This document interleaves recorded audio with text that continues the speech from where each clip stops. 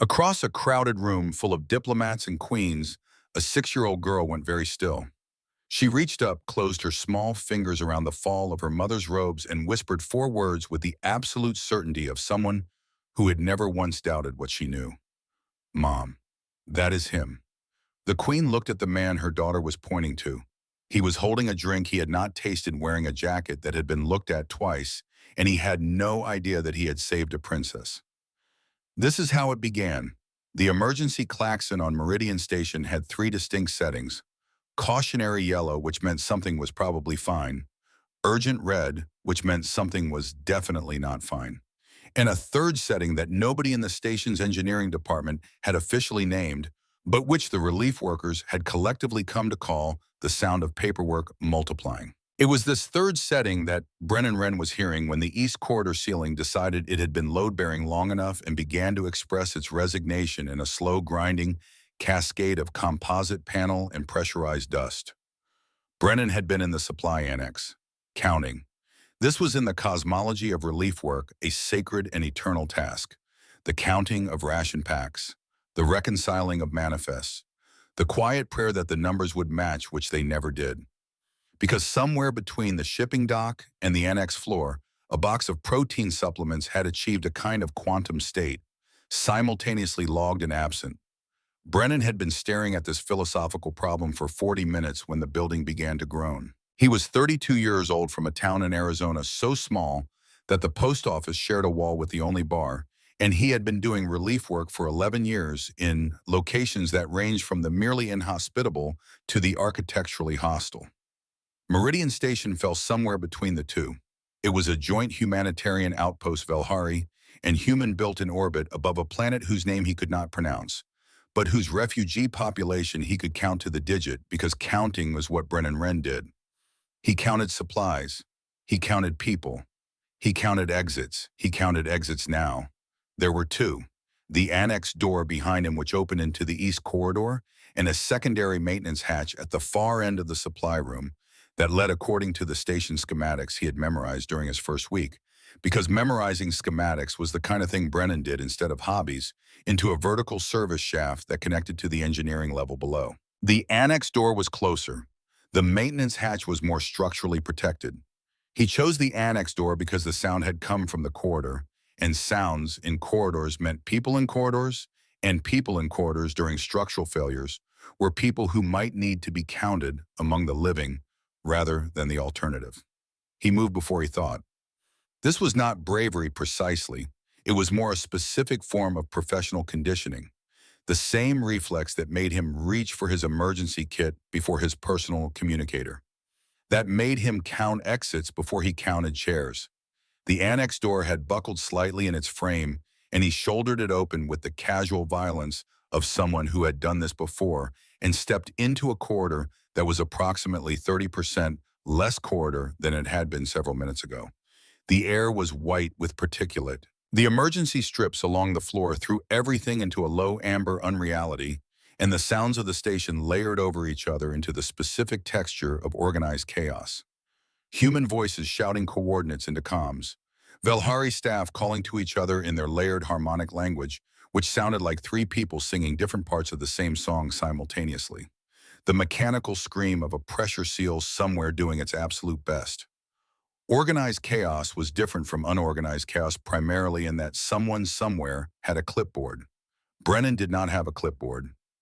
He had a torch, a small first aid kit, and the deeply inconvenient conscience of a man who had once, at age 9, cried at a nature documentary about migratory birds. His mother had turned off the television and held him and his father, a pipe fitter, who had never once in his life been accused of sentimentality, had stood in the kitchen doorway and said nothing, because some things you just let a boy feel. He swept the torch left. Rubble. He swept it right. More rubble. A collapsed ceiling panel. A wall panel that had peeled away to reveal the station's internal skeleton of conduit and wire. All of it still faintly lit in emergency amber. He was about to call into the corridor when the torch caught something beneath the largest panel, a small, pale hand. The fingers curled very slightly, entirely still. He crossed the distance faster than he could account for later. The panel was heavy, but not catastrophically so composite rather than structural, and he shifted it with effort, the dust coming up in a fresh cloud that immediately made him regret having a respiratory system. Beneath it, half reclined against the base of the wall, as though she had simply decided to sit down in an extremely inconvenient location, was a child. She was small, pale, not the pale of a human child, but a silvery, cool-toned pallor that caught the amber emergency lighting and held it differently the way certain minerals hold light, not reflecting, but containing. Her hair was dark and loose around her face and her ears. This was the detail that registered in some calm cataloging. Part of Brennan's brain were long and elegantly pointed, sweeping back from her skull in the way he had seen on Valhari diplomatic staff, though he had not until this moment seen a Valhari child up close. She was perhaps 5 or 6 years old, dressed in clothing that had been expensive before it became covered in ceiling, and she was looking up at him with very large, very dark eyes and a particular expression. The expression of someone who has decided as a matter of personal policy not to panic. Beside her, just out of reach of her small fingers, was a stuffed rabbit. It was old and brown and had one ear that sat at a slightly different angle than the other, as though it had been repaired at some point by someone who loved it more than they loved symmetry. "I dropped my rabbit," the girl said.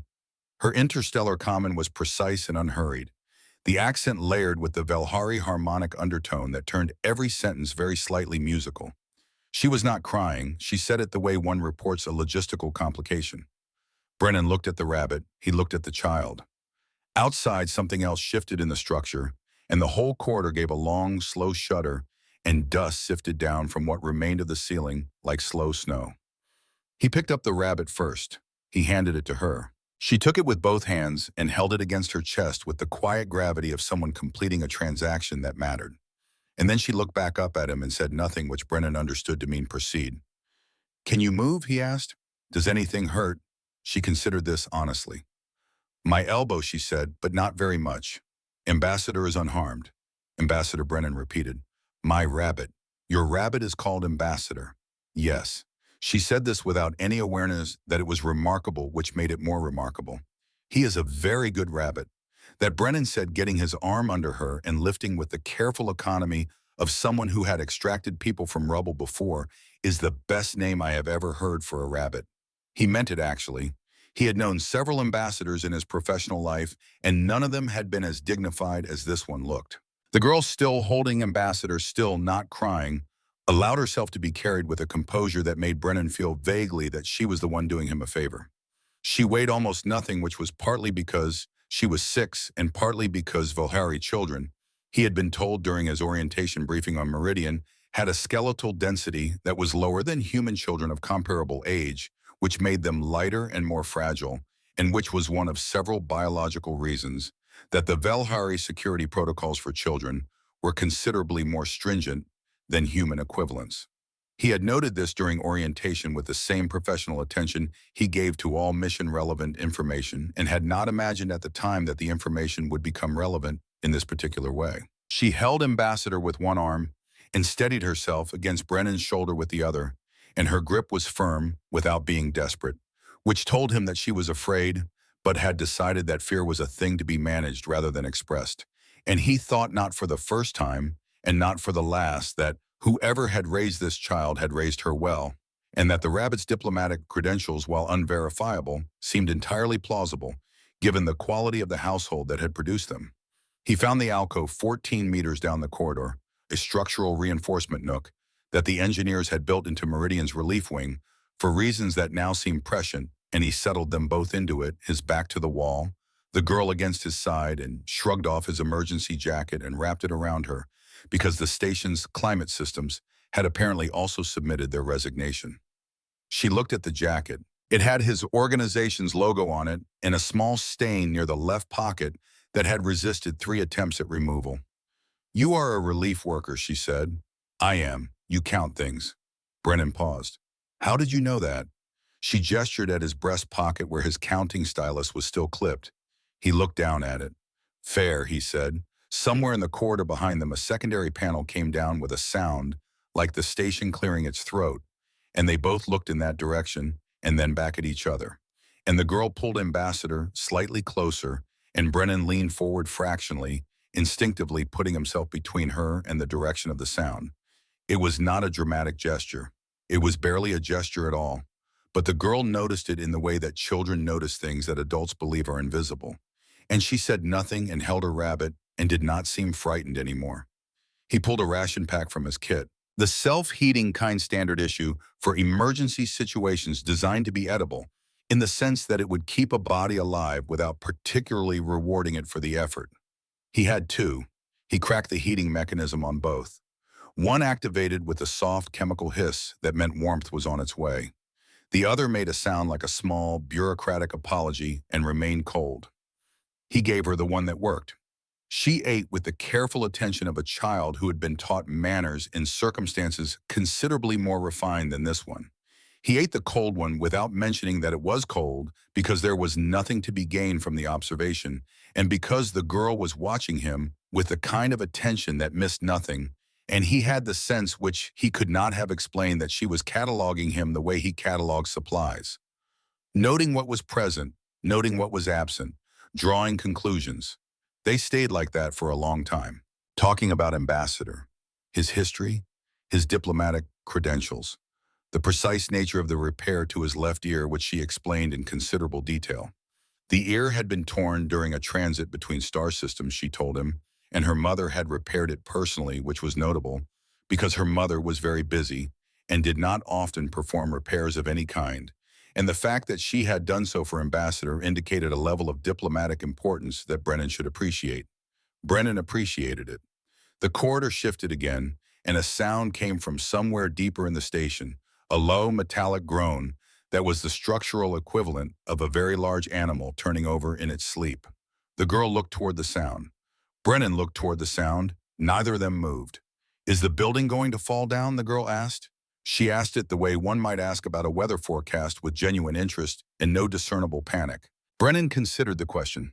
He had been in buildings that were falling down and in buildings that were making threatening noises about falling down, and had learned to distinguish between the two with the same practical competence that he brought to distinguishing between protein supplements that were texturally aggressive and protein supplements that were merely texturally disappointing. "No," he said, "it is complaining. Buildings complain, like people, but louder and with less vocabulary." "Ambassador complains," sometimes the girl said, "when he is left in an uncomfortable position. He does not say anything, but you can tell." Brennan looked at Ambassador, who was currently positioned against the girl's chest in a posture that appeared from every available angle comfortable. "How can you tell?" he asked. "His ears," the girl said, as though this were obvious. "When he is uncomfortable, his good ear tilts forward. It is very subtle. You have to know him." "I will watch for it," Brennan said. And he meant it in the way that he meant most things, which was completely and without irony, because he had learned that the things children told you about their stuffed animals were the things they were really telling you about themselves, and a girl who could read the angle of a rabbit's ears was a girl who paid very close attention to the world and expected the world to pay very close attention back. He kept one ear on the corridor and one on the small, serious voice beside him, and the station groaned around them, and the amber lights held, and time passed in the particular way it passes when you are sitting in a damaged building with a 6-year-old who is telling you about a rabbit's political career. 47 minutes. When the Velhari security team finally swept the section, the relief on their faces was so violent and so total that Brennan briefly wondered if he had misunderstood something about standard rescue protocol. There were 4 of them, tall, silver pale, moving through the rubble with the coordinated efficiency of people who had been looking for something specific and had been looking hard. They spoke to the girl in rapid, layered Velhari, and she answered them calmly, and one of them, a broad-shouldered officer with the bearing of someone who had been personally responsible for something important and had just discovered that the important thing was safe, looked at Brennan with an expression he could not immediately categorize. It was not gratitude exactly. It was something larger than gratitude and more complicated, and it sat on the officer's face like it did not quite fit there, like the face was not accustomed to holding it. Brennan gave them his name, his organization, his incident number, and he went back down the corridor toward the annex. The corridor was quieter now. The structural groaning had subsided into the kind of intermittent settling That meant the worst was over, the building equivalent of heavy breathing after exertion. The emergency teams had established a perimeter. The dust was beginning to clear. Someone had placed temporary support beams at intervals that suggested an engineer with a clipboard had finally arrived, and the clipboard had done what clipboards do, which is impose order on things that had recently been disorderly. Brennan walked through it with the particular gait of a man who has just done something and is already filing it in the place where things go when they are complete. He was aware in the way that he was aware of his own breathing, which is to say consistently, but without emphasis, that his chest felt different than it had 47 minutes ago. There was something warm in it, something specific, something that had to do with a small, serious face and a rabbit named Ambassador, and the sound of a voice telling him about a diplomatic career, while the building complained around them. He did not examine it. He did not name it. He filed it the way he filed everything, accurately and without personal annotation, and walked into the annex and closed the door behind him. The ration packs were still uncounted. The quantum box of protein supplements remained philosophically unresolved. He sat down, picked up his stylus, and began again from the top. His report, filed 3 hours later, read as follows. 1 minor rescued. Civilian, female. Velhari species, approximate age 6. Meridian Station Relief Wing, East Corridor Section 7C. Transferred to Velhari personnel on site. Condition: minor elbow abrasion. Time and care approximately 47 minutes. He did not contact the Velhari embassy. He did not amend the report. He did not flag the incident to his supervisors as anything other than routine. He did not know there was anything to flag.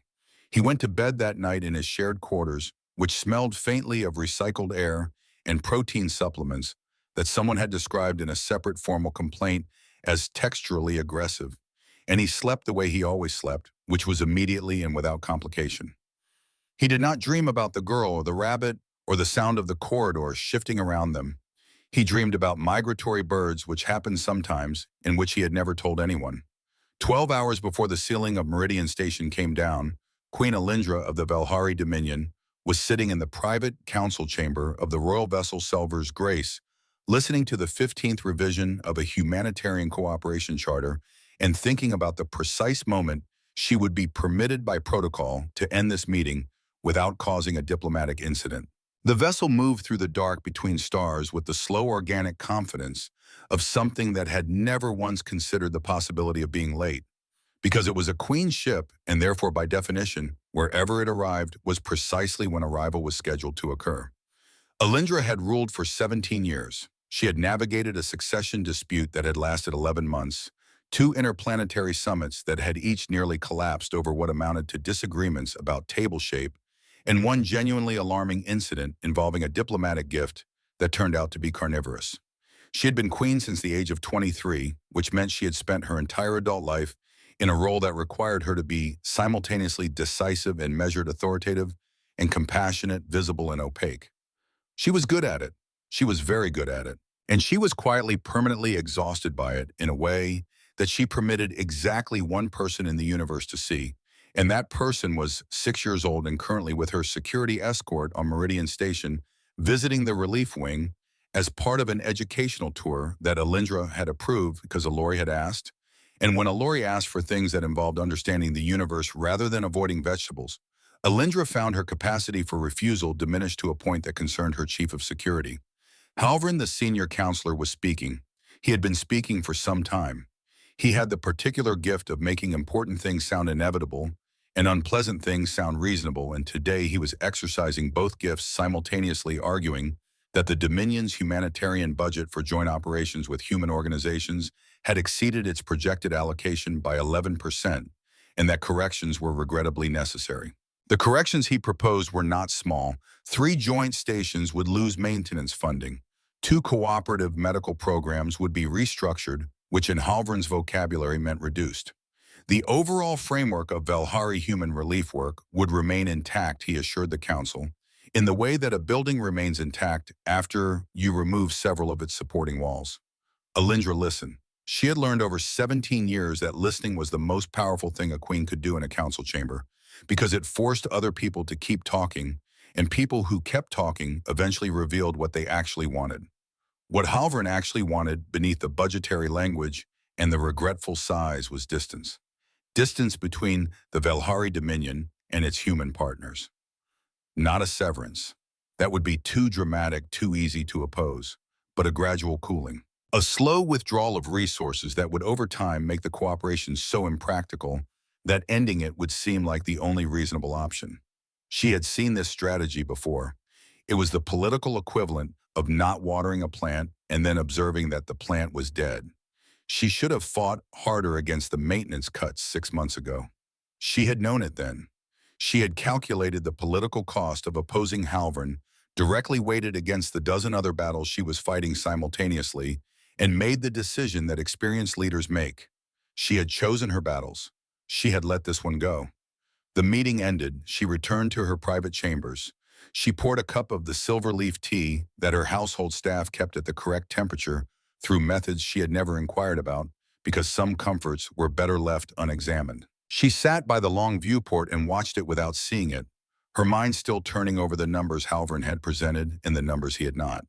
Her communicator chimed. It was Torvin. Commander Torvin, head of Royal Security, who had the build of someone designed by committee with protection in mind and the permanent expression of a man who had seen too many things go sideways in too many star systems to find very much surprising anymore. She had trusted him for 11 years. He was the only member of her staff who would tell her without diplomatic softening when her instincts were wrong. He had to date not been wrong about her instincts being wrong. His face on the screen told her everything before his words did.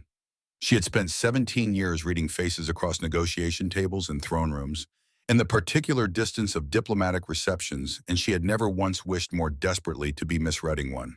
There has been a structural failure on Meridian Station, Torvin said. East Corridor, the relief wing. Alindra set down her tea. She set it down with perfect control, the cup meeting the saucer without sound, because her hands had been trained across 17 years of sovereignty to do what she told them to do, regardless of what the rest of her was feeling. Alori's escort, she said. We have lost contact, Torvin said. The collapse disrupted local communications in that section. Emergency teams are responding. I have dispatched our own unit. How long? Alindra said. Torvin understood the question. It was not how long since the collapse. It was not how long until the rescue teams arrived. It was how long has my daughter been unreachable, and it was the only question in the universe that mattered. 14 minutes, he said, as of now. The silence that followed was the loudest thing Alindra had ever heard. Louder than council votes.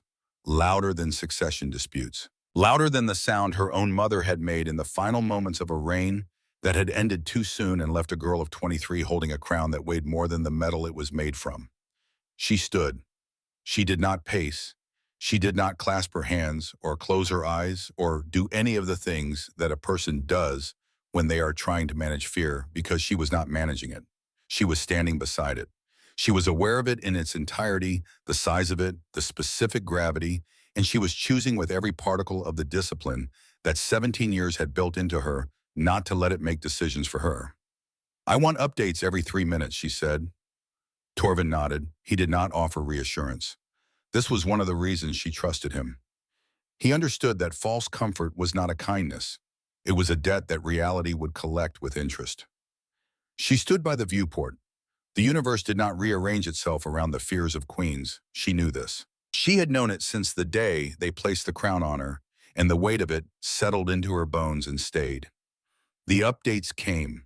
Every 3 minutes as requested, communications still disrupted, section partially stabilized, rescue teams advancing through the eastern corridors, no contact with the princess's escort. 18 minutes. Alindra stood by the viewport. She thought about the last conversation she had with Alori before the educational tour. Alori had wanted to know whether the relief workers on Meridian Station counted things the way her tutors said accountants counted things, which was with numbers, or whether they counted things a different way. Alindra had said she did not know. Alori had said she would find out and report back. She had said this with the particular seriousness of someone accepting a research assignment, and Alindra had kissed her forehead and straightened Ambassador's good ear and watched her go down the corridor toward the shuttle bay with her security escort small and silver pale and certain of where she was going. She had not said be careful. She had not said, "Come back to me." She had not said the things that mothers think but do not say, because saying them would acknowledge the possibility that they might be necessary, and acknowledging that possibility was a door that once opened, let in a kind of cold that no amount of sovereignty could warm. 26 minutes. 31 minutes. She cataloged in the precise way that her mind cataloged things under stress every decision she had made in the past 6 months that had led to this moment. The budget vote, the silence during Halverin's presentation, the choice not to inspect the maintenance schedules personally because she had trusted the system, and the system had trusted the budget, and the budget had been adjusted by a man who did not believe that cooperation was worth the cost. 40 minutes. Alindra's hands, which had set down a teacup without sound, which had signed treaties and held her daughter and adjusted the ear of a stuffed rabbit at 2 in the morning, were trembling. She held them at her sides. She held them very still. Torvin, standing at the door, saw it. He was the only one who would have. He said nothing. There was nothing to say. 44 minutes. 47. Contact reestablished. Princess located. Section 7C. She is responsive, alert, and with a human relief worker who sheltered with her during the collapse. Alindra closed her eyes. It was the only time in the entire ordeal that she allowed herself a visible reaction, and it lasted less than 2 seconds. And when she opened her eyes again, her face had reassembled itself into the face of a queen. But in those 2 seconds, she was not a queen. She was a mother whose child had been found, and the relief was so total and so violent that it dismantled every protocol she had ever learned and left her standing in the ruins of her own composure, like a woman standing in a corridor that was 30% less corridor than it had been before. "Bring her home," she said. They brought her home. Ilori arrived on the royal vessel with a minor elbow abrasion, an emergency jacket that was far too large for her and bore the logo of a human relief organization and a stain near the left pocket, an ambassador who appeared unharmed. She was not crying. She had not, according to the security team, cried at any point during the 47 minutes. She had been found in a reinforcement alcove with a human man who had been talking to her about a rabbit, and she had been calm, and the human had been calm, and the security team had not been calm at all, but had done their best to appear so. Alindra held her daughter. She held her for a long time, longer than protocol suggested for a queen, in the presence of staff, and the staff who were present had the collective wisdom to develop a sudden interest in other things. She held her and breathed the particular smell of her daughter's hair, which was the smell of home and time. And every morning she had ever woken up knowing that the universe contained this person, and she felt the small arms go around her neck with the firm, unquestioning certainty of a child who has always known that this is where safety lives, and she thought that no crown in any system was worth the weight of this, and that she had always known this, and that knowing it had not prevented her from making the decisions she had made, and that this was the particular cruelty of leadership, that it allowed you to know the right thing while requiring you to calculate the expedient thing, and that sometimes the calculation won. She would not let the calculation win again. She did not know yet what this meant in practice. She knew what it meant in principle, which was everything and insufficient. The emergency jacket was still around Ilori's shoulders. It smelled of dust and recycled station air and the chemical warmth of a ration pack that had done its job. Alindra looked at the stain near the left pocket and thought about a man who had worn this jacket in a corridor while a building groaned around him and had taken it off and given it to a child he did not know, and she realized that she was holding the jacket with the same care she had held Ambassador, which was the care you give to things that have kept safe the things you love. That night, after the medical staff had confirmed the abrasion was minor, and the trauma counselors had confirmed that Ilori appeared remarkably untraumatized, and the security briefing had confirmed that the section was being stabilized, Alindra sat on the edge of her daughter's bed and listened. Ilori told her about the kind human. She told it precisely in order, with the narrative discipline of a child who had inherited her mother's instinct for structure. The ceiling came down. She had been separated from her escort in the dust. She had sat against the wall because it seemed like the most stable option. She had dropped Ambassador. The kind human found her. He moved the panel. He picked up Ambassador first before he picked up her, which she noted with the emphasis of someone identifying the single most important detail in a story and wanting to make sure it was not overlooked. He carried her to the alcove. He gave her his jacket. He gave her the ration pack that worked. His did not work, and he did not mention it, and she wanted her mother to understand that this was significant. Alindra understood that it was significant. He asked about Ambassador, Ilori said. He said it was the best name he had ever heard for a rabbit. He meant it. I could tell. How could you tell, Alindra asked. Because his face did the thing Ilori said and did not elaborate because she was 6 and the taxonomy of adult facial expressions was still a work in progress. But she knew what she had seen, and she trusted what she knew. Alindra smoothed her daughter's hair. She adjusted the blanket. She picked up Ambassador from the pillow where he had been placed with his good ear facing the door because Ilori had explained that Ambassador preferred to be aware of entrances. And she held him for a moment, this small brown rabbit with his asymmetrical ears and his diplomatic title and his absolute moral authority. And she thought about a man she had never met who had given a child what she needed before giving her what he could because he had understood without being told what mattered to her. She set Ambassador back on the pillow, good ear toward the door. She kissed her daughter's forehead. She turned off the light. She went to her private office and called Torvin. The maintenance reports for Meridian Station, she said. The East Corridor. I want the full structural history. Every inspection, every budget allocation, every deferred repair. Torvin regarded her through the screen with the expression of a man who had already begun pulling those records because he had anticipated this request approximately 4 hours ago. The structural analysis is preliminary, he said, but the corridor's load-bearing system had been flagged for reinforcement 8 months ago. The work order was approved. Funding was allocated from the joint operations budget, and Alindra said because she could hear the pause before it arrived. The funding was redirected 6 months ago, Torvin said, as part of the budget corrections approved by the Dominion Council. The maintenance contract for Meridian's relief wing was among the items reduced. Alindra sat very still. She knew which session had approved those reductions. She knew which counselor had proposed them. She knew because she had been in the room and she had weighed the cost, and she had decided that the political capital required to block Halvern's proposal was needed elsewhere for other battles, and she had let it pass. She had let it pass, and the ceiling had come down, and her daughter had been underneath it. The realization did not arrive with drama. It arrived the way the most terrible things arrive, quietly with perfect clarity, settling into the architecture of her understanding the way dust settles after a collapse. Slowly, completely, into every crevice. She had made the calculation, she had chosen her battles, and the battle she had not chosen had nearly cost her the only thing in the universe that no amount of political calculation could replace. Thank you, Torvin, she said. Her voice was steady. Her hands beneath the desk where the screen could not see them were not. Torvin nodded.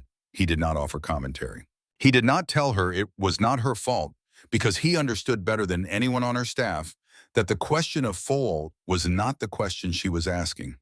The question she was asking was what she was going to do about it. He ended the call. The screen went dark. The stars outside the viewport continued their ancient, indifferent business. Alindra sat in her office for a long time. She thought about budgets. She thought about battles chosen and unchosen. She thought about a man in a corridor who had understood what a frightened child needed and had provided it without hesitation because the child was frightened and therefore the need was real and therefore it mattered. She thought about what it meant to count correctly. Then she opened the budget files and the structural reports and the council minutes from 6 months ago, and she began in her own way from the top. 19 days. Alindra knew the number because she had counted, and she had counted because counting it turned out was something she now thought about differently. Counting was what relief workers did. Counting was what a man in a corridor had done when the ceiling came down and a child needed to be accounted for. Counting was precise and unglamorous, and it was the thing that stood between chaos and the organized version of chaos where someone somewhere had a clipboard. She did not have a clipboard. She had a crown which was less useful in most practical situations, and a daughter who had mentioned the kind human 43 times in 19 days. Alindra knew this number too. She had not intended to count. The counting had happened the way most dangerous things happen to queens, gradually and without her permission. The first mention had been the morning after. Ilori, seated at the breakfast table in the private dining chamber of Selver's Grace, had informed Ambassador that the kind human was probably counting things right now, because that was what he did, and he was very good at it, and she could tell because of the stylus in his pocket and the way he had looked at the ration packs, which was the way a person looks at things when they know exactly how many there should be. The second mention came at lunch, the third at dinner. By the end of the first week, Alindra had stopped being surprised by the references and had started being surprised by the variety of contexts in which a 6-year-old could introduce the subject of a man she had spent 47 minutes with under a collapsed ceiling. The kind human, Alori reported over breakfast on the fourth day, had hands that were calm. She did not mean still. She meant something more specific than still, something she did not have the vocabulary for, but which she demonstrated by holding her own hands in a particular way, fingers slightly open, palms loose, the posture of someone who was ready to do something, but not anxious about what it might be. The kind human, she observed on the sixth day, had looked at Ambassador the way people look at things that are real to them. Not the way adults usually looked at stuffed animals, which was with a particular smile that meant they were seeing a toy and being polite about it. He had looked at Ambassador the way Ambassador deserved to be looked at, which was with respect for his diplomatic standing. The kind human, she noted on the ninth day, had leaned forward when the sound came from the corridor. Just slightly.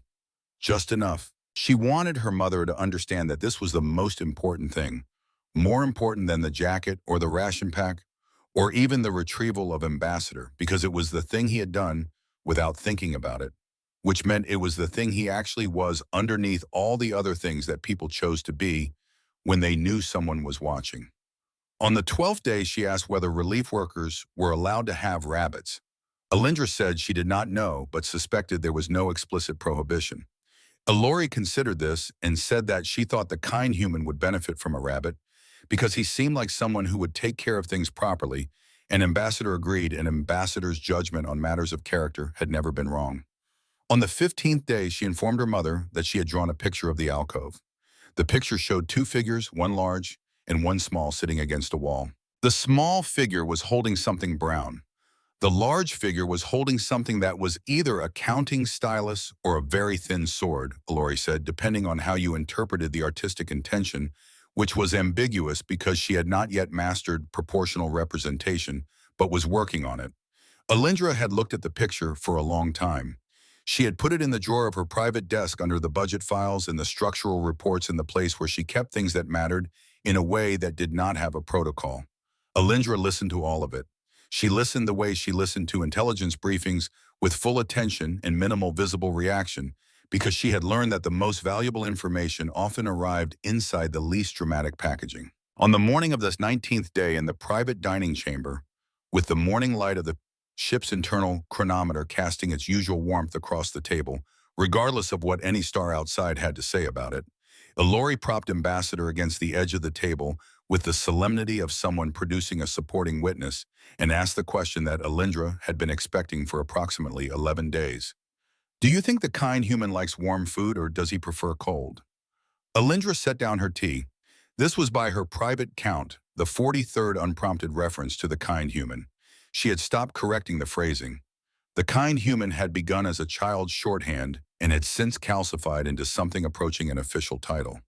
She half expected her court secretary to begin logging it in the diplomatic register alongside Ambassador Extraordinary and Plenipotentiary. I do not know what he prefers, Alindra said with the careful neutrality of a woman navigating uncharted waters in slippers. Alori considered this. I think warm, she decided. He shared a ration pack with me. It was the self-heating kind. He gave me the one that worked. She paused to let this detail land with its appropriate moral weight. His did not heat properly. He did not mention it. Alindra looked at her daughter, the heir to the Valhari dominion, the child she had kept safe through 2 interplanetary summits, a succession dispute, and one genuinely alarming incident involving a diplomatic gift that turned out to be carnivorous. The child she had nearly lost to a budget reduction that she herself had allowed to pass through council because she had been saving her political capital for other things, as though political capital could be meaningfully compared to a 6-year-old sitting under a collapsed ceiling with a stuffed rabbit and a stranger who had given her the ration pack that worked. Something shifted in her chest. She was not entirely prepared to catalog it before finishing her tea. Ambassador thinks we should find him, Alori added, adjusting the rabbit's position on the table with the precision of someone arranging evidence for a tribunal. Alindra looked at Ambassador. Ambassador looked back with his asymmetrical ears and the absolute moral authority of a stuffed animal that had survived structural collapse. She had the distinct impression that the rabbit had made more progress in this campaign than her entire advisory council had made on the Meridian Relief Accord. "I will speak with Torvin," she said, which was not agreement, but which Alori received as agreement because at 6 years old she had already mastered the political skill of hearing what she needed to hear and considering the matter closed. She returned to her porridge with an air of quiet satisfaction that Elindra recognized with a complicated mixture of pride and apprehension as hereditary. Torvin brought the file 4 days later. The records were not the problem. Meridian Station's relief operation had generated in the 48 hours surrounding the structural failure approximately 9,000 incident reports, field logs, personnel manifests, and one extremely detailed complaint about the quality of the emergency rations that had been submitted by a human aid worker who identified the protein supplements as texturally aggressive. The problem was that among 9,000 documents, the man they were looking for had written the single most unremarkable one. Torvin delivered the file to Alindra's private office with the particular expression of someone delivering news that was strange without being bad. The viewport behind her showed stars at the unhurried distance of things that had existed for 5 billion years and were not concerned with the schedules of queens. Brennan Wren Torvin said, Relief Coordinator Grade 3, stationed with the Interplanetary Aid Collective, currently assigned to post-incident support operations in the Meridian System, service record 11 years, commendations 2. He paused in the way that meant the next part required context. Both commendations were issued in language that suggested the commending officers had found him slightly difficult to praise in conventional terms. The first read demonstrated sustained operational effectiveness under concurrent emergency conditions. The second, more recent read maintained composure during simultaneous crises, which Torvin told her with professional understatement was the bureaucratic equivalent of saying a man had been entirely calm in circumstances designed to produce the opposite, without specifying why this was notable, because the officer writing it had not been sure either. Alindra took the file. She opened it. The photograph showed a man in his early 30s with the face of someone who had spent a lot of time outdoors in places that were not interested in being comfortable. Not handsome in the way that diplomats were handsome, which was a groomed and deliberate kind of attractiveness designed to put people at ease, but a face that looked like it had been lived in honestly, the way a good pair of boots looks after years of actual use. She read the service record. 11 years, 6 different postings, refugee processing on 3 stations, supply logistics on 2 more, emergency response certification, field medical training, basic, no disciplinary actions, no formal complaints, no request for transfer, promotion, or reassignment. He had simply been where he was sent, done what he was asked, and moved to the next place without apparent friction or ambition. He had not at any point contacted the Velhari embassy. He had not amended his report. He had not flagged the incident to his supervisors as anything other than routine. Elori appeared in his documentation as one minor female civilian species, Velhari retrieved from East Corridor Section 7C transferred to Velhari personnel on site. Condition minor elbow abrasion. Time and care approximately 47 minutes. Alindra read the file twice. Then she read it a third time more slowly as though it might reveal a different motive somewhere in the margins. It did not. There were no margins. There was just a man who had found a child under a ceiling panel, noted that she had a minor elbow abrasion, and gone back to whatever he had been doing before buildings started failing. She was aware that she ought to feel something administratively tidy about this. Relief, perhaps. That the rescue had been accounted for, that there was no outstanding obligation to navigate, no political angle to manage, no favor being held in reserve, waiting to be called in at an inconvenient moment. Instead, she felt something considerably less tidy, which she declined to name before she had more information. The problem, and she recognized it as a problem because she had spent 17 years developing an extremely refined sense for problems, was that she did not know how to categorize this man. Everyone wanted something from a queen. This was not cynicism, it was arithmetic. In 17 years of sovereignty, every interaction, every gesture, every kindness directed toward her or her household had carried weight. Political weight, diplomatic weight, the weight of expectation, of reciprocity, of favors logged and debts implied. She had learned to read these weights the way a jeweler reads stones, by feel, by instinct, by the particular way the light moved through them. Brennan Wren had no weight. His file sat on her desk like a stone that the light passed through entirely, leaving nothing to read. He had found her daughter. He had kept her safe.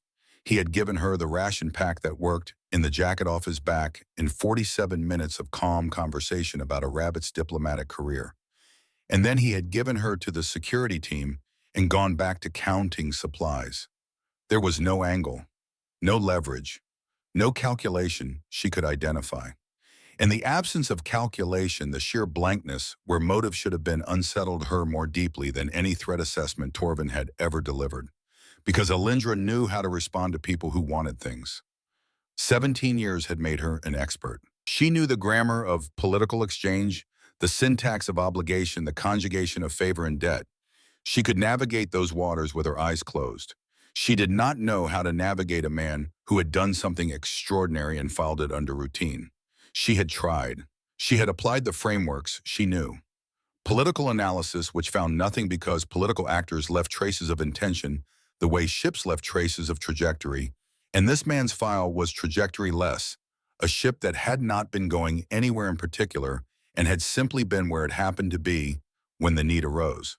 Psychological analysis, which suggested either remarkable selflessness or a pathological inability to recognize the significance of his own actions, and she could not determine which, because both would produce an identical file. Strategic analysis, which kept arriving at the same conclusion, which was that the most strategically effective thing a person could do was sometimes nothing at all, and that doing nothing after doing something good was either the most sophisticated strategy she had ever encountered or no strategy at all. And the difference between those two things was the difference between a man she needed to be cautious about and a man she needed to think about in a way that she did not have a category for. She read the file a fourth time. He is scheduled to attend the Velhari humanitarian commendation function, Torvin said.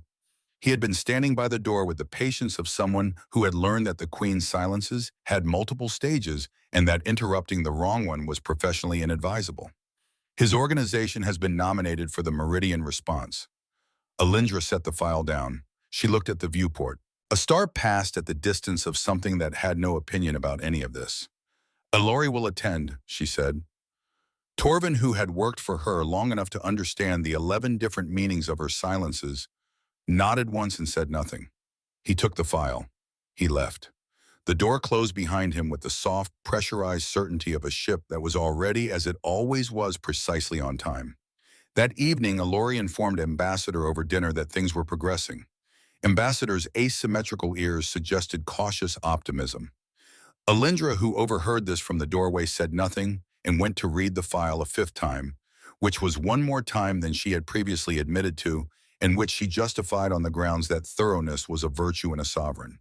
She did not examine why the file had become the last thing she read before sleep. She did not examine it because examining it would have required naming the thing she was feeling, and she was not prepared to name it. And a queen who was not prepared for something was a queen who waited until she was.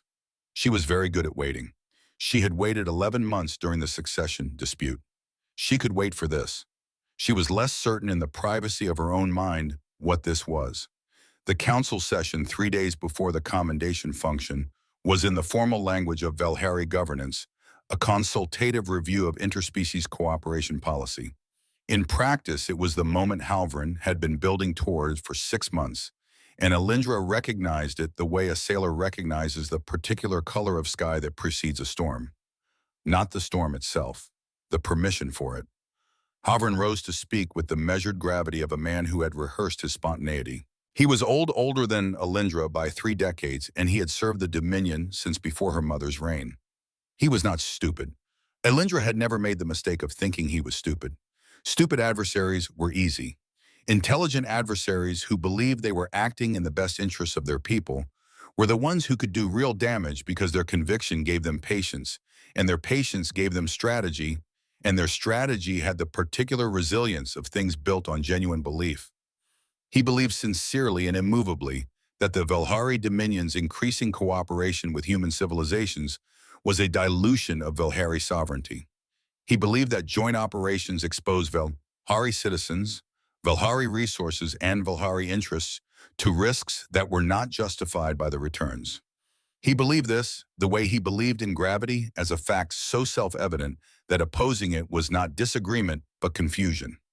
And he had data. The Meridian incident, he told the council with the restrained sorrow of a man delivering news he wished were different, was precisely the kind of outcome that the Conservative caucus had warned about. A joint station, shared infrastructure, shared responsibility, which in practice meant shared failure. The structural collapse in the East Corridor had occurred in a section maintained under the Joint Operations Framework funded from the cooperative budget that had been, he acknowledged with a nod, toward fairness adjusted 6 months prior. He did not say that he had proposed those adjustments. He did not need to, the council remembered. But the way he framed it, the adjustments were not the cause. They were a symptom. The underlying condition was a system that stretched Valhari resources across too many commitments, diluted quality control across too many jurisdictions, and placed Valhari citizens. He paused here, and the pause was expertly timed in environments where their safety could not be guaranteed. He did not mention Olori by name. He did not need to do that either. The implication moved through the council chamber the way cold air moves through an open door, reaching everyone simultaneously and making it impossible to pretend it had not arrived. I propose Halvern set a comprehensive review of all joint humanitarian operations with a suspension of new commitments pending the review's completion and a reallocation of existing funds to Valhari-administered programs where oversight and safety standards can be maintained at the level our citizens deserve. It sounded reasonable. That was what made it dangerous.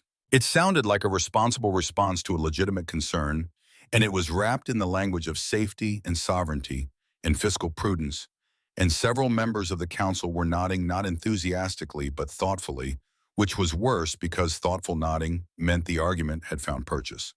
Alindra watched the nods. She counted them because she counted things now, and the habit had become something larger than arithmetic.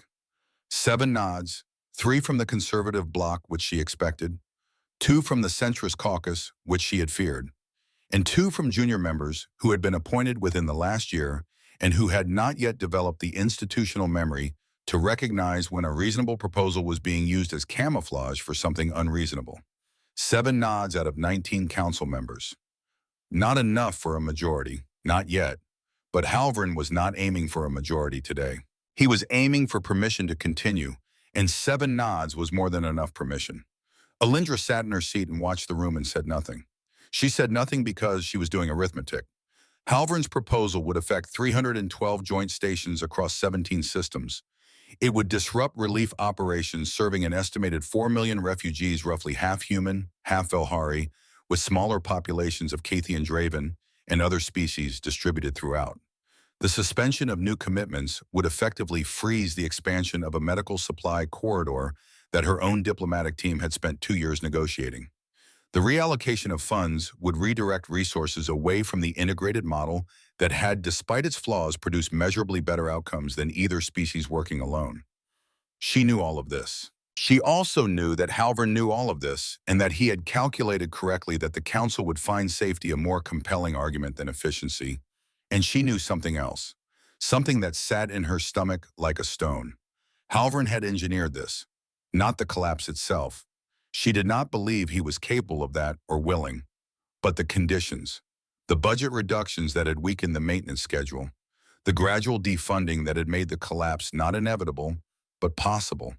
And now, having created the conditions for failure, he was presenting the failure as evidence that the system itself was flawed. It was, she thought, the most elegant form of political arson she had ever witnessed.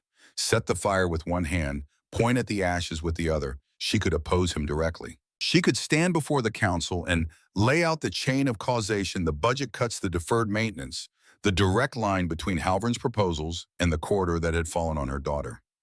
It would be dramatic, it would be true, and it would be exactly what Halvern was prepared for. Because if she opposed him using Meridian as her evidence, he would ask why. And the answer, the honest answer, was that her daughter had been in that corridor. And the moment that became the frame, everything she said would be heard through it. Not a queen defending policy, a mother defending the man who had saved her child. Not a sovereign making a strategic argument, a woman whose judgment had been compromised by personal debt.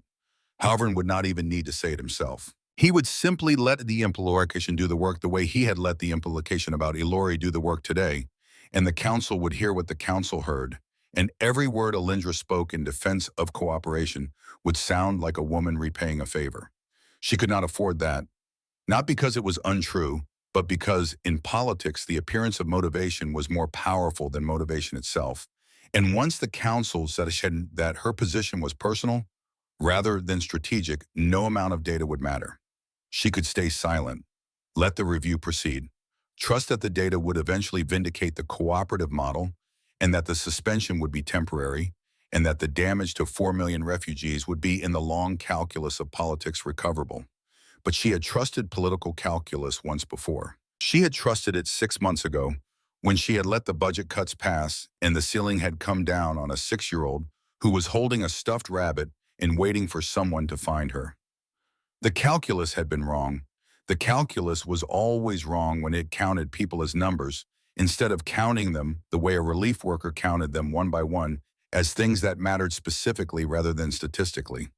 The session ended without a vote. Halvern had not pushed for one. He was too skilled for that. He had planted the seed and he was content to let it grow, because seeds planted in the soil of reasonable concern grew faster than seeds planted in the soil of urgency, and he had learned over decades of council work that patience was more effective than force. Alindra returned to her chambers. She did not pour tea. She stood at the viewport and thought about the particular trap she was in, which was a trap made of geometry rather than walls. If she moved left, she lost. If she moved right, she lost.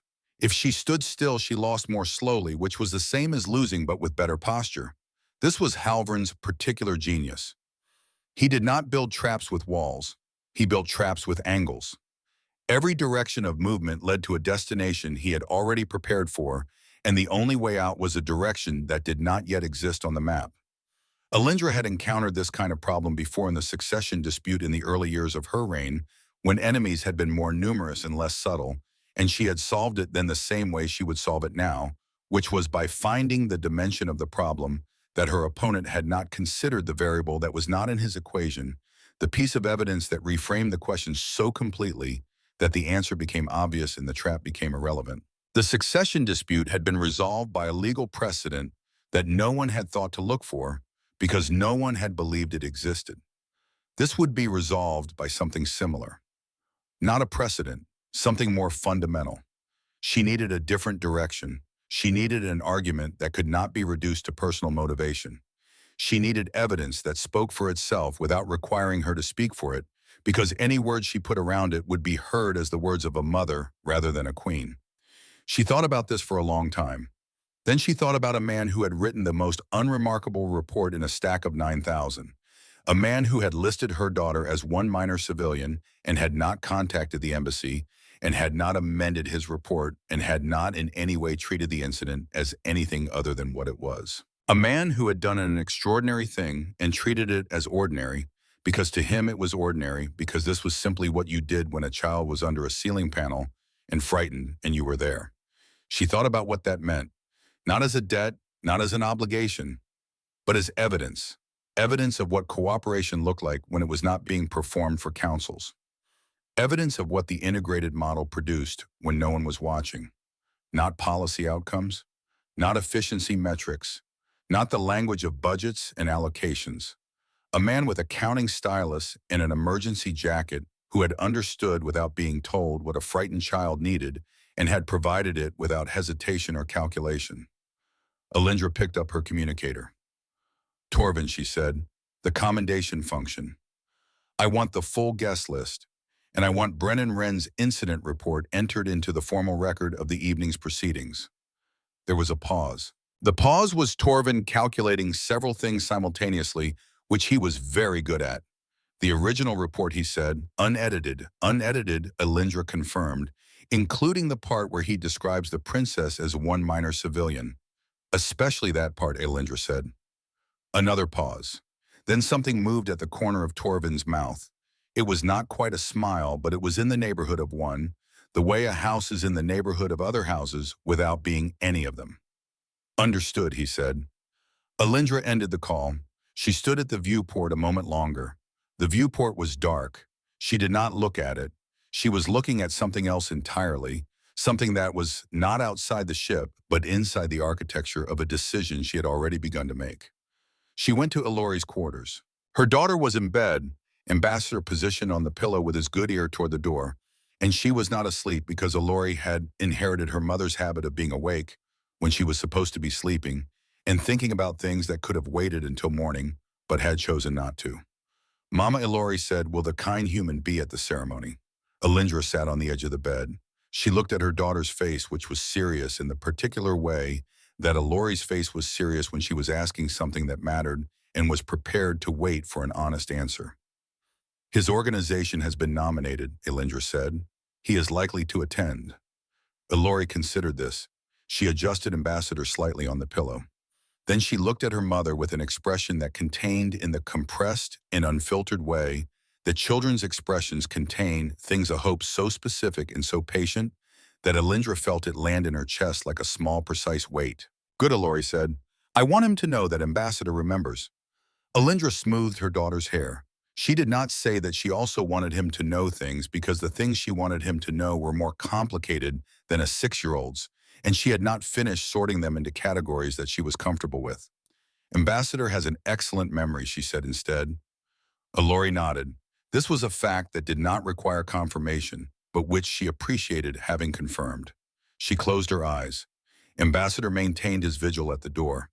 Alindra sat on the edge of the bed and listened to her daughter's breathing slow into sleep and thought about the commendation function and about the report that would be read there and about the man who had written it who did not know that his 47 minutes in a corridor had become the hinge on which a queen was preparing to turn a political argument that affected 4 million people. She thought about whether this was fair to him.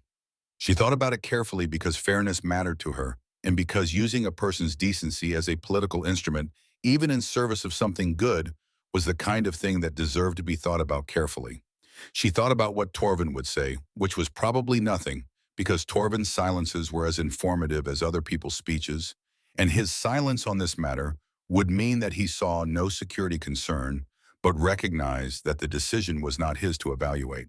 She thought about what Halvern would say, which was that she was proving his point, that personal debt had compromised her judgment, that a queen who built policy around a single incident was a queen who had mistaken sentiment for strategy.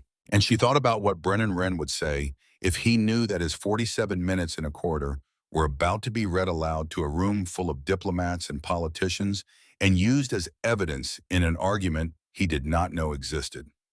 She suspected based on everything the file had told her and everything the file had failed to tell her that he would not object. Not because he was comfortable with public attention, but because the report was accurate and accuracy was what he understood, and he would not mind being held accountable for something he had actually done. It was, she thought, a remarkably rare quality in a universe full of people who spent considerable effort being credited for things they had not done and avoiding accountability for things they had. She decided that it was fair because she was not using his decency. She was showing it. There was a difference, and the difference mattered, and it was the same difference that existed between a queen who performed kindness for the council and a man who performed it for no one in a corridor where no one was watching and had not thought to mention it afterward. She kissed Ilori's forehead. She straightened Ambassador's good ear. She went back to her office and opened the commendation proceedings file and began to write the remarks she would deliver, which were remarks about cooperation and evidence and the particular kind of counting that mattered most, in which she would not lose, because unlike some people she would be meeting soon, she always finished what she started. The Valhari diplomatic compound in Nevada had been built according to its own official literature as a monument to the enduring beauty of interstellar cooperation. According to the humans who worked in it, it was a building that had never once allowed anyone to find the correct room on the first attempt. The corridors shifted their ambient lighting by function and protocol level, so that a visitor moving from a public reception hall to a restricted wing passed through a gradient of colors that was either deeply meaningful in Valhari spatial architecture or a very elaborate way of ensuring that foreign dignitaries arrived at important meetings slightly disoriented and therefore easier to negotiate with. Several human diplomats had raised this theory in informal conversation. None of them had received confirmation or denial, which they also considered suspicious. Brennan Wren had been lost for 11 minutes before a compound aide found him standing in a corridor that was currently glowing a color he did not have a name for and which made his jacket look even less impressive than usual. The aide, a young Volhari woman, with the serene expression of someone who had escorted confused humans to the correct location many times before, and had achieved a kind of enlightenment through the process, guided him to the reception hall, without comment, though she did glance once at his jacket in the way that people glance at things they have decided charitably not to address. He was wearing his best jacket. This was in the hierarchy of jackets available to a Grade 3 relief coordinator with the Interplanetary Aid Collective, not a particularly elevated distinction. It was clean, it was pressed. It had all of its buttons, which was more than could be said for the emergency jacket he had left with a 6-year-old girl in a corridor several weeks in star systems ago. He had considered briefly wearing something more formal, but the consideration had lasted only as long as it took him to remember that he did not own anything more formal, because his life was structured around the assumption that no occasion would require him to be impressive, and this assumption had served him well for 32 years. The reception hall was everything the corridor had declined to be. It was vast and warm and full of the particular sound of 14 civilizations attempting to be pleasant to each other simultaneously, which produced a noise not entirely unlike a large stringed instrument being tuned by people who disagreed about the correct pitch. The ceiling was high and shaped in a way that suggested the architects had opinions about acoustics that they expected you to respect without understanding. The lighting was the warm amber of important occasions. Different from the amber of emergency strips on a failing station, though, Brennan noticed the color and followed the comparison in a place he did not examine. The canapés were, as they always were at these functions, mysterious in origin and aggressively symmetrical in arrangement. Brennan took one, discovered it had a texture that raised more questions than it answered, and set it back down with the careful precision of a man returning something to evidence. He found a position near the middle distance of the room, not near the entrance, which looked eager, not near the walls, which looked strategic. He acquired a drink from a passing service drone that hummed past at waist height with the focused energy of something that had places to be. The drink was pale and faintly luminescent, which in his experience could mean it was decorative, alcoholic, medicinal, or some Velhari combination of all three that did not translate cleanly into human biology. He held it without drinking it and watched the room. There were people here he recognized from relief operations. A Keithian logistics coordinator he had worked with on the Meridian Water Reclamation Project. A human medical officer from the collective who caught his eye across the room and gave him the nod of someone who had also not touched the canapes. There were Velhari court officials in their formal robes, which moved with a slow deliberateness that suggested the fabric had been engineered to make every entrance look considered. There was a tall diplomat to his left who had been regarding the middle distance with an expression of such sustained neutrality that Brennan could not determine whether she was in deep thought or had simply found a comfortable face to where it functions and was conserving energy. He was trying with partial success to remember whether he was supposed to have prepared remarks for the commendation presentation. He had been told there would be remarks. He had written some. He had then lost them in the same general location as his ability to find rooms in this building. He had a vague memory that the remarks had an opening but no conclusion, because he had made a note to return to the conclusion and had not returned to it, which was a pattern he recognized in himself and had made peace with in the way that a person makes peace with weather. Somewhere in a formal hall in the Nevada desert, a man who had once kept a queen's daughter alive for 47 minutes was worrying about a missing paragraph. The universe, which had a sense of irony that it rarely explained to participants, continued without comment. He did not see them arrive. He was not watching the entrance because he was not the kind of person who watched entrances. He was watching the middle distance, which was where he felt most comfortable, and he was thinking about whether his remarks had a second paragraph or whether the second paragraph was the one he had made a note about, when he became aware in the gradual way of someone whose peripheral attention had been accumulating data without his permission that the ambient noise of the room had changed, not stopped. The function continued. The diplomatic murmuring continued. The service drones continued their self-important circuits. But the particular cluster of sound near one end of the hall had undergone a subtle modulation, the way a piece of music changes not in volume but in quality when something significant arrives in the score. He looked up. Across the room, a woman was watching him. She was tall, with the cool silver pallor and the long, elegant ears of the Velhari people, and she wore the kind of formal attire that did not announce itself because it did not need to.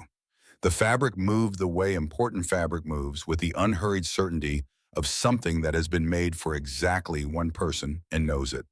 Her face was composed in a way that Brennan recognized as professional, the face of someone who was accustomed to being observed and had long ago mastered the art of choosing exactly how much to show. Her expression was one that he could not immediately read, not hostile, not warm, but concentrated in a way that suggested he had become, without his knowledge or consent, the subject of a prolonged and serious consideration. He did not know who she was. He knew she was important because the room knew she was important, the way a room always knows by the particular quality of space that forms around certain people. Not empty space, but attentive space, space that is listening. Beside her, half behind the fall of her robes, was something small. He registered the ears first. Long, elegantly pointed, sweeping back from a small skull. Then the dark eyes. Then the old brown rabbit held against a small chest with both hands. The child was smiling. Not the wide, performative smile of public occasions, but something quieter and more certain. The smile of a person who has been looking for something for a very long time and has, at no surprise to themselves, found it.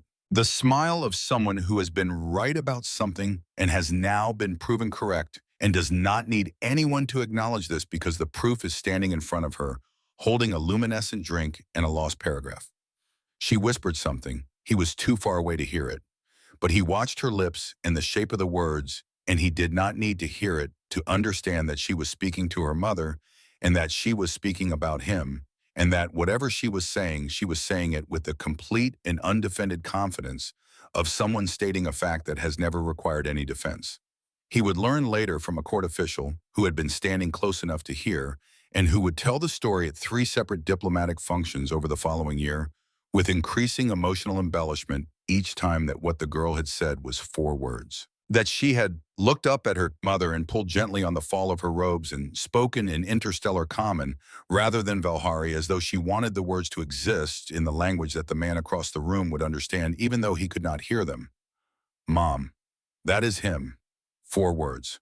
Spoken with the quiet certainty of someone identifying a star on a chart she had been studying for 19 days.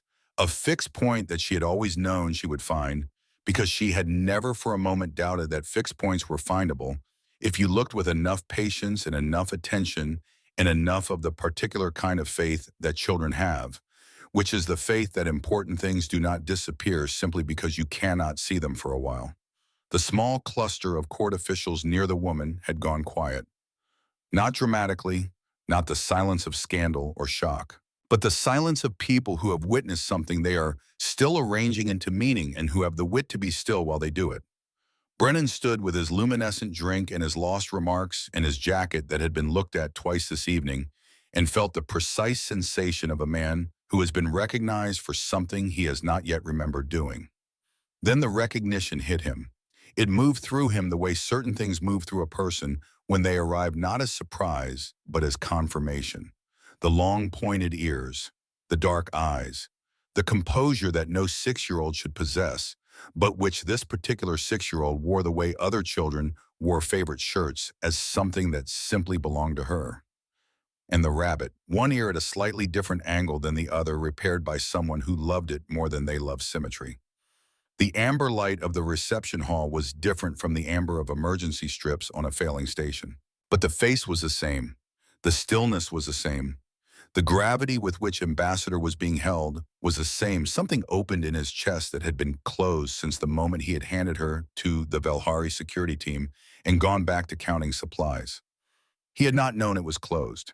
He had not known there was anything to close because he had filed the incident the way he filed everything, accurately, completely, and without personal annotation. 1 minor civilian, 47 minutes.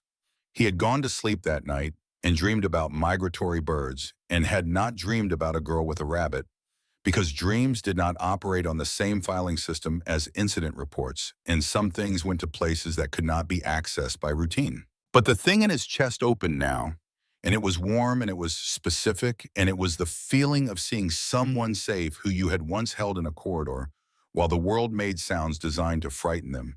And knowing that the safety had lasted, that the 47 minutes had been enough, that the counting you had done in that corridor, the counting of breaths and minutes, and the careful inventory of a child's fear had added up to something that was standing in front of you in formal clothes with a rabbit. You dropped your rabbit, he said. The sound Alori made was not quite a laugh and not quite a breath, but something between them. The sound of a person who has been right about something for 19 days and has now been proven correct in front of witnesses.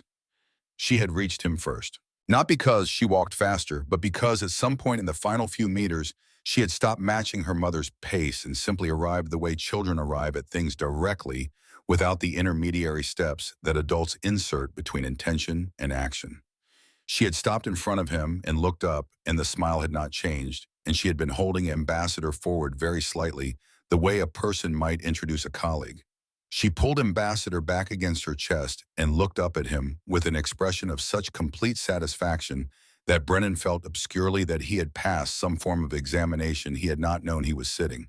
Then the woman was there, and the quality of the air in their immediate vicinity changed in the subtle way that it changes around people who carry genuine authority.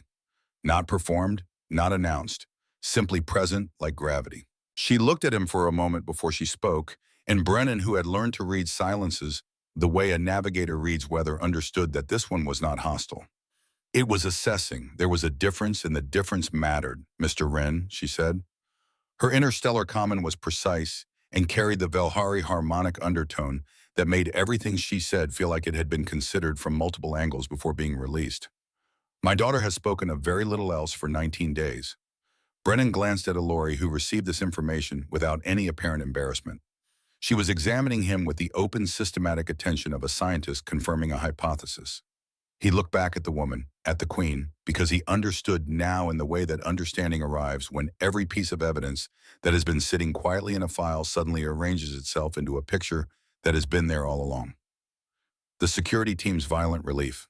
The robes, the particular quality of space that surrounded this woman, the fact that a 6-year-old girl in a collapsed corridor had known the word ambassador and had used it to name a rabbit because she had grown up in a world where ambassadors were real and present, and the word carried specific weight.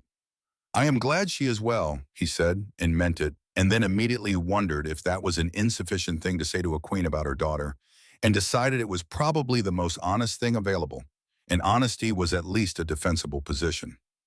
You filed a standard incident report, Elindra said. It was not quite a question. Yes, you listed her as one minor civilian. I did not know who she was. I knew she was a child and she was frightened and the ceiling had come down. The report reflected what I observed. There was a pause. Elindra regarded him with that same concentrated attention, and Brennan had the sensation of being read. Not suspiciously, but thoroughly. The way a person reads a document they expect to be important and want to understand correctly before responding. You did not contact the embassy afterwards, she said. You made no inquiry about her welfare. Brennan considered this. I handed her to your people, he said. The relief in their faces when they found her told me she was going to be well looked after. I did not think she needed me to follow up. He paused. I also did not know she was yours. I thought the relief in their faces was because she was a child, and children being safe is generally, he searched briefly for the right word, preferable. Something shifted in Elindra's expression. It was small, and it was quick, and he almost missed it. Almost. You thought the relief was normal, she said. I thought it was appropriate, he said. She had been under a ceiling panel. Elori, who had been listening to this exchange with the focused patience of a child at a particularly interesting adult conversation, chose this moment to inform him that Ambassador had also been frightened, but had not shown it because Ambassador was very composed under pressure, and that she had told her mother about the ration pack, the self-heating one, and how his had not worked properly, and had he known yet about the protein supplements because she felt he deserved to know that the ones in the relief station had been described by someone in an official report as texturally aggressive, and she thought this was accurate. Brennan blinked. He looked at Elori. He looked at Elindra. The corner of the Queen's mouth moved in a way that suggested whatever formidable architecture she maintained in public had, in this specific moment, experienced a small structural adjustment. I filed that report, Brennan said slowly. I know, Elindra said. and the movement out of the corner of her mouth became briefly and, without permission, something warmer. Around them, the function had resumed its diplomatic murmuring. The court officials who had been standing in the quiet of the whisper had dispersed with the careful naturalness of people pretending they had not been witnesses to something. The service drones continued their circuits. Somewhere behind Brennan, a Keithian logistics coordinator was explaining something about hydration infrastructure to a person who had not asked. The ordinary machinery of the event had reasserted itself, and the three of them stood inside it in a pocket of something that was different from the rest of the room without announcing why.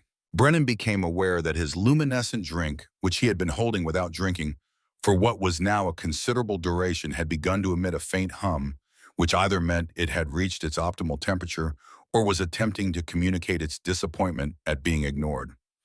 He continued to hold it without drinking it. Some commitments he felt should not be abandoned midway. The commendation ceremony began within the hour. The hall rearranged itself from reception to proceedings with the practiced efficiency of a space that had hosted many such transitions and had learned to do so without appearing to rush. Chairs materialized. A podium appeared at the far end. The service drones adjusted their circuits to accommodate the new geometry. Halvern was present. Alindra had noted his position when she entered the way a person notes the position of weather on the horizon, not with alarm, but with attention. He stood near the council delegation, speaking with two junior members, in the low measured tones of a man tending a garden he had planted 3 days ago, checking for growth. The commendation presentations proceeded through the standard categories: emergency medical response, infrastructure stabilization, refugee coordination.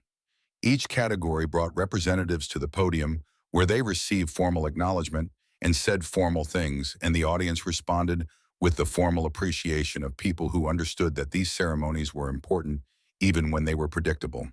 Then Alindra rose. The room adjusted, not visibly, not with the scraping of chairs or the clearing of throats, but with the particular internal recalibration that happens when everyone in a room simultaneously directs their attention toward the same point. She moved to the podium without hurry because she was a queen, and therefore the schedule adjusted to her, rather than the reverse, and she stood before the assembly and let the silence build to the precise length at which it becomes expectation. She spoke about cooperation. She spoke about what the word meant when it was not being used in charter documents or budget proposals. She spoke about Meridian Station, and she did not mention her daughter because she had constructed her remarks with the architectural precision of someone who understood that the most powerful things were the things you did not say and that everyone heard anyway. She spoke about a structural failure in the East Corridor and the response of the joint relief teams, Human and Valhari, working in a building they shared, responding to an emergency that belonged to both of them. She spoke about the 9,000 documents generated in 48 hours, each one a small piece of evidence that people had been doing their jobs in circumstances designed to make jobs difficult. And then she said that among those 9,000 documents, she wished to enter one into the formal record of the evening. She read it aloud. One minor rescued. Civilian, female. Valhari species, approximate age 6. Meridian Station Relief Wing East Corridor Section 7C. Transferred to Valhari personnel on site. Condition minor elbow abrasion. Time and care approximately 47 minutes. She paused. The silence in the hall was absolute. Halvern in his seat near the council delegation had gone very still. This report, Alindra said, was filed by Brennan Wren, a relief coordinator, grade 3 with the Interplanetary Aid Collective. The minor civilian he describes as my daughter, the heir to the Valhari Dominion. She let this settle. She did not rush it because she understood pacing the way a conductor understands tempo, and she knew that the next sentence would only land correctly if the one before it had been given time to arrive. He did not know this when he found her. He did not know this when he sheltered with her for 47 minutes in a reinforced alcove while the corridor shifted around them. He did not know this when he gave her the ration pack that heated properly and kept the one that did not. He did not know this when he picked up her rabbit before he picked up her because she had dropped her rabbit and it mattered to her, and therefore it mattered. Brennan, standing in the middle distance where he had positioned himself because the middle distance was where he felt most comfortable, felt the particular sensation of a man who has been picked up by a current he did not see coming and is now moving at a speed he did not agree to, through water he cannot control. He did not know this, Alindra continued, and this is what I wish the council and this assembly to understand. He did not know, and it did not matter, because the report does not say princess. It says minor civilian. It says this because to Mr. Wren in that corridor under that ceiling, there was no distinction. There was a child. The child was frightened. The ceiling had come down. And he was there. She looked at the room. She looked at Halvern briefly in a way that was not pointed but was precise. This is what cooperation produces. Not policy documents, not budget allocations, not the language we use in council chambers to describe frameworks and oversight structures. It produces a man with a counting stylus in an emergency jacket who treats a Volhari child exactly as he would treat any child, because the system that trained him, the system that placed him in that corridor, the system that we built together taught him that this is what you do. You count people. You count them one by one, and each one counts. The silence that followed was not the silence of agreement or disagreement. It was the silence of recalculation. The silence of a room full of political minds adjusting their arithmetic to accommodate a new variable that had not been present in their equations before this moment. Halvern's face was composed. But Alindra, who had spent 17 years reading faces across rooms exactly like this one, could see the recalculation happening behind his eyes. He was not defeated. Men like Halvern were not defeated by single moments. But the ground he had been standing on, the reasonable, safety-minded, fiscally prudent ground of a man arguing that the system was broken, had shifted beneath him. Because the system had produced Brennan Wren. The system had produced a man who picked up a rabbit before he picked up a princess and filed it under routine. And that was harder to argue against than any budget figure, because it was not a number. It was a person, and people, unlike numbers, could not be reclassified without everyone noticing. 3 junior council members who had been nodding thoughtfully at Halvern's proposal 3 days ago were now looking at their own hands recalculating, and the recalculation was not going in Halvern's direction. Alindra invited Brennan to the podium. He came because there was nothing else to do, and because he had spent his entire professional life walking towards situations that exceeded his preparation and standing very still until more information arrived. He stood at the podium with his jacket that had been looked at 3 times this evening, and his lost remarks in the acute awareness that every person in this room was looking at him and that he had nothing prepared to say because the thing he had prepared to say had been about supply logistics, and it seemed at this particular moment insufficient. He looked at the room. He looked at Alindra, who was watching him with an expression that he could now read because she was allowing him to read it, and it was not the expression of a queen deploying a political asset. It was the expression of a mother who had read a file 5 times and had found something she had not been looking for. He looked at Elori, who was seated in the front row with Ambassador on her lap, in the particular posture of someone who had always known this would happen and was satisfied to see the universe finally catching up with her assessment. I did not prepare remarks about this, Brennan said. I prepared remarks about supply logistics that I have since lost somewhere in your corridors, which I think is a design feature rather than a flaw, but I want to be wrong about that. A small sound moved through the hall, not quite laughter, something warmer than laughter and more honest. I found a girl under a ceiling panel, he said. She told me she had dropped her rabbit. I picked up the rabbit. I picked up the girl. We sat in an alcove for 47 minutes and talked about the rabbit's diplomatic career, which is extensive, and his left ear, which has been repaired by someone who cared more about the rabbit than about the repair being symmetrical. He paused. He was not good at speeches. He was good at counting things and being where he was supposed to be and noticing when ration packs did not heat properly. She told me her rabbit's name was Ambassador before she told me her own name, he said. I should have known something was different about her diplomatic credentials. In the front row, Elori's smile completed itself. Ambassador, propped on her lap, appeared from this distance to be regarding Brennan with something approaching collegial approval. I did not know she was a princess, Brennan said. I knew she was a child who was frightened and who had a rabbit and who was very composed about both of those things. And I knew the corridor was making sounds that corridors should not make and that it seemed like a bad time to leave. He looked at the room one more time. That is all I did. I did not leave. I do not think this is remarkable. I think this is the minimum. And I think the fact that we have built something where the minimum is possible, where a human relief worker and a Velhari child can sit in a corridor and talk about a rabbit while the building groans around them, and where this is filed under routine, because it is routine, is worth more than anything I could say about supply logistics, even if I had not lost those remarks in your corridors. He stepped back from the podium. The applause that followed was not the polite rhythmic applause of diplomatic proceedings. It was the other kind. The kind that begins unevenly because it begins honestly from different people at different moments, each one arriving at the decision to respond at their own speed, which meant it sounded ragged at first and then found its way to something sustained, the way water finds its way downhill, not by design but by the honest logic of what it is. Brennan walked back to the middle distance. He passed Halvern's seat without knowing it was Halvern's seat because he did not know who Halvern was, and Halvern watched him pass with the expression of a man who has just encountered an obstacle that cannot be dealt with through any of the methods he has spent decades perfecting, because the obstacle is not a strategy or an argument or a political maneuver.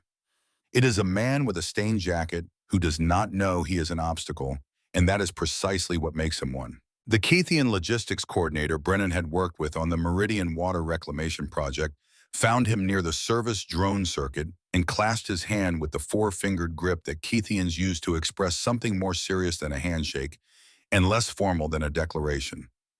You count things the Keithians said. You count them correctly. Not always, Brennan said. There was a bout of protein supplements that I still have not resolved. The Keithian made a sound that Brennan had learned over many shared shifts to interpret as laughter and moved away into the crowd, and Brennan stood for a moment with the particular feeling of a man who has been publicly recognized for something private and is still adjusting to the difference in scale. The formal proceedings concluded. The hall returned to its reception configuration with the smooth efficiency of a space that understood transitions. The canapes reappeared. The service drones resumed their circuits. The diplomatic murmuring reasserted itself. Alindra found Brennan near the viewport. He was holding his luminescent drink, which he had still not tasted, and looking at the Nevada desert through the compound's windows.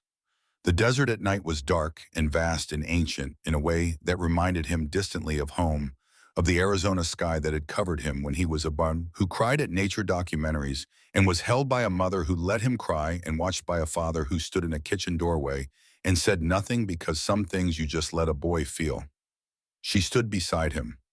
The court officials who had been in the vicinity developed a sudden interest in the canapé arrangements on the far side of the room. You stayed with her, Alindra said, when you did not know who she was, when there was no reason to. There was a reason, Brennan said. She was frightened and the corridor was still groaning, and it seemed like a bad time to leave. The desert outside was very still under a sky full of stars that were very old and entirely indifferent to the proceedings, which was the correct posture for stars to take at events of human and Volhari significance. You counted one thing incorrectly, Alindra said. She is not a minor civilian. No, Brennan agreed.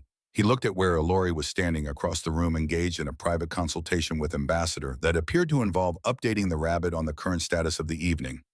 She told me her rabbit's name was Ambassador before she told me her own name. In hindsight, that should have told me everything I needed to know about who I was sitting with. This time, the thing that happened at the corner of Alindra's mouth completed itself. It was brief and it was real, and it changed the entire register of her face for the duration of it, and Brennan watched it happen and filed it in the same careful place. He filed things he expected to think about later, which was a place that had become, without his permission, considerably larger since he had walked into this building. He wanted to say something else. He did not know what it was. It was not a prepared remark. It was something that sat in the same place as the warm, specific feeling that had opened in his chest when he had seen a girl holding a rabbit across a crowded room, and it did not have words yet, and he was a man who counted things, not a man who found words for things that could not be counted. Alindra was quiet beside him. She was not waiting for him to speak. She was simply present in the way that she had been present at the podium and in the council chamber and at her daughter's bedside, with the full, focused weight of a woman who had spent 17 years deciding what mattered and had, over the past 19 days, added something to the list. You gave her the ration pack that worked, Alindra said, and kept the one that did not. They are designed to be edible, Brennan said, in the sense that they will keep a body alive without particularly rewarding it for the effort. Temperature is honestly the least of their problems. Something in Alindra's expression shifted. It was the expression of a woman who had been reading a file for 19 days and had just arrived at a sentence she had not expected and could not categorize and did not want to categorize because categorizing it would diminish it. "You are a strange man, Mr. Wren," she said. "I am a relief coordinator." "Grade 3, he said. Strange is not in the job description, but it is not explicitly prohibited either. The sound she made was small and it was private, and it was the sound of something that had been held very carefully for a very long time, being set down, not dropped, not abandoned, but placed gently on a surface that could hold it. Elori appeared. She arrived the way she always arrived, directly without the intermediary steps that adults use to delay the things they wanted. Ambassador was held forward in formal presentation. "Ambassador wishes you to know," Elori said, with the gravity of someone delivering a communique, "that the evening has gone well, and that he would like to visit the observation deck before sleep, and that you—" She looked at Brennan with the clear, dark eyes that had looked at him in a corridor while the station groaned, "should know that I have not forgotten the ration pack, or the jacket, or the fact that you picked up Ambassador first." She paused. "I told my mother about all of these things," she said, "in considerable detail." "I gathered," Brennan said. "Good," Elori said with the satisfaction of someone whose records have been kept accurately. Alindra watched her daughter take Ambassador to inspect a display of Earth-desert photographs on the far wall, moving through the crowd with the particular confidence of a child who knew exactly where she was going and had no interest in the longer road. Then she looked at Brennan. She looked at him in the way that people look at things they have been considering for 19 days and have finally, in the original, decided to see clearly. Not through the lens of politics, not through the frame of obligation or debt or the grammar of diplomatic exchange, but clearly, the way you see something when you stop asking what it means and simply let it be what it is. "I would like you to know," she said, "that the commendation tonight was not a personal favor. It was the right thing to do, and I did it for the right reasons. But I would also like you to know that the reasons are not only political." She paused. The pause was not diplomatic. It was personal, which for Alindra was considerably more difficult. "My daughter has been telling me for 19 days about a man who picked up a rabbit before he picked up a child because the rabbit mattered to the child," she said. "I have been listening, and I have been trying for 19 days to find the calculation in it, the angle, the motive. Because in 17 years of rule, everyone I have encountered has had one." She looked at him with the expression she had been building toward since the first time she read his file, which was the expression of someone who has spent a very long time looking for something and has found its absence and has discovered that the absence is the answer. "I did not find one," she said, "and I think that is the most remarkable thing anyone has failed to show me in 17 years. Brennan looked at her. He looked at the stars over the Nevada desert. He looked at his luminescent drink, which had been a faithful companion throughout an evening that had exceeded every parameter he had prepared for. "I do not have a calculation," he said. "I have a counting stylus and a jacket with a stain on it and a professional habit of being where I am supposed to be when things go wrong. That is all I had in the quarter, and it is all I have now, I know," Elindra said. And the two words carried the weight of 19 days and 4 readings of a file and 47 minutes, and the particular silence of a woman who had stood by a viewport while the minutes counted themselves and her hands trembled at her sides. They stood together in the quiet, not speaking, not needing to. The Nevada desert beyond the viewport held its vast, dark patience, the same patience it had held for 10,000 years before humans had built anything on it, and would hold for 10,000 years after, indifferent in the way that honest things are indifferent, not because they do not care, but because they do not pretend. Brennan thought about his father standing in a kitchen doorway in a small Arizona town, watching a boy cry about birds and saying nothing. He thought about the particular kind of wisdom that says some things do not need to be spoken, and that standing near someone while they feel what they are feeling is sometimes the most you can offer, and all that is required. He thought about how that same wisdom had served him in a corridor on a failing station with a girl who had dropped her rabbit, and how it was serving him now in a diplomatic compound in the Nevada desert, standing beside a queen who had spent 17 years learning every language of power and was now in this moment speaking none of them. Across the room, Elori was explaining something about the desert photographs to Ambassador. The rabbit's asymmetrical ears were oriented toward the images with what appeared to be genuine interest. A service drone hummed past with the focused self-importance of something that had always known where it was going. The human medical officer from the collective had finally tentatively tried one of the canapes and was regarding the experience with the expression of a man compiling a field report. Brennan Wren stood in a diplomatic compound in the Nevada desert with his untouched luminescent drink and his lost remarks in his jacket that had been looked at 3 times this evening, and found somewhat to his own surprise that the remarks he had lost somewhere in the Valhari corridors no longer seemed like the most important thing he had failed to prepare for this evening. He was discovering things that could not be prepared for. Things that arrived the way significant things always arrived, not rushing, not announcing themselves, simply moving with the quiet inevitability of something that had already decided how it would end. The stars above the desert held their positions. The function continued its murmur. The canapes remained aggressively symmetrical. And somewhere in the middle distance of a warm room, a queen and a man who counted things stood beside each other and said nothing for a while because some things did not need to be said, and the silence between them was not empty. It was the kind of silence that held.